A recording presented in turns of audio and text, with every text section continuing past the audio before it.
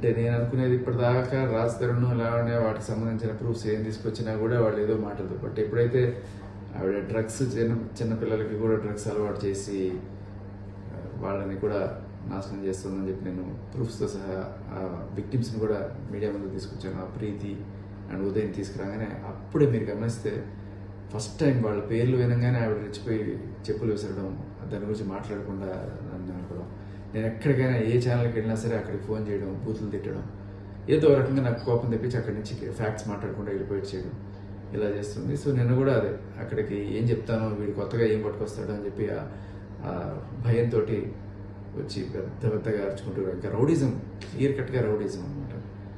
ఆయన కూడా దిలీప్ శంకర్ ఆయన డైరెక్ట్గా లైవ్లోనే రౌడిజం చేస్తున్నాడు, పచ్చిబూతులు తిడుతున్నాడు, ఫ్యామిలీని తిడుతున్నాడు. సో బెదిరిస్తున్నారు. అక్కడితో ఆకుండా బెదిరింపులు ఓన్లీ సరే మాటలతోనే అనుకుంటే, బట్ చేతల్లో కూడా వాళ్ళు గుండాలను తీసుకొచ్చి అర్ధరాత్రి వెళ్తుంటే కరెక్ట్గా కాపు కాసి ఇలా కొట్టడం అనేది జరిగింది. Please subscribe BCN channel. Please subscribe BCN channel. ఇందులో మీకు కావాల్సిన అన్ని రకాల హంగులు ఉంటాయి. Hi, this is MM Sri Lanka. Please subscribe to BCN channel.